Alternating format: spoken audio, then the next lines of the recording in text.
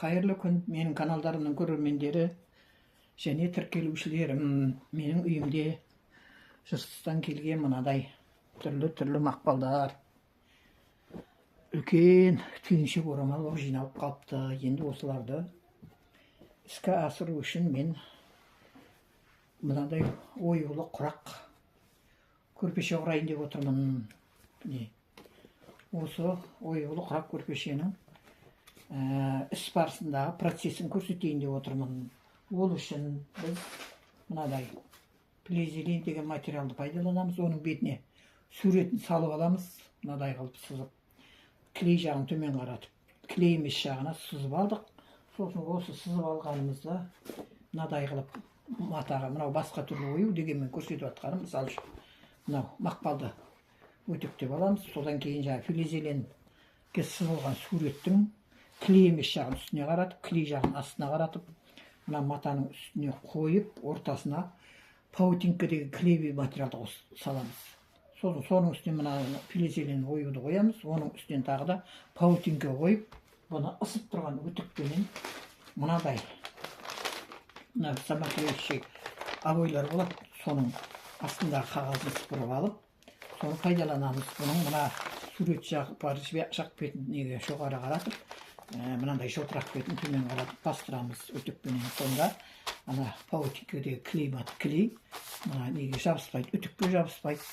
Ал егер сулап матамен істейтін болсаң, онда матаға жабысып қалады.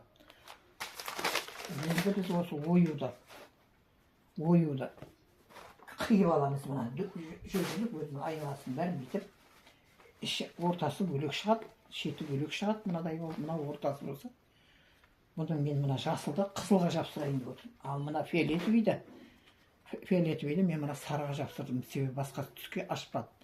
Енді осы сарыға жапсыру үшін осы сарының өзінде астына мынандай өлшеп алып, паутинкамен полиэтилендің клей жағын төмен қаратып, жаңағыдай қағаз үстіне қойып жапсырамыз.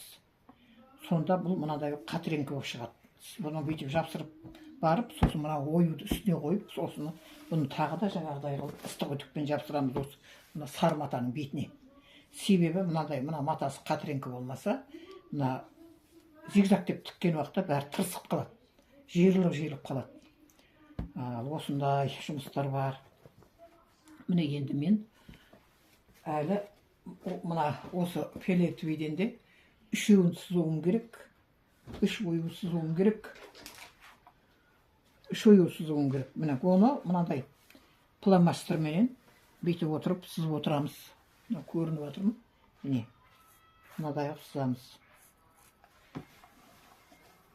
Осындай күрделі қиын жұмыстардан өтеді, сосын барып ол құралады. Енді құралып атқан кезде тағы да түсіріп көрсетемін, Құдай қаласа, құрап атқан кездерде де.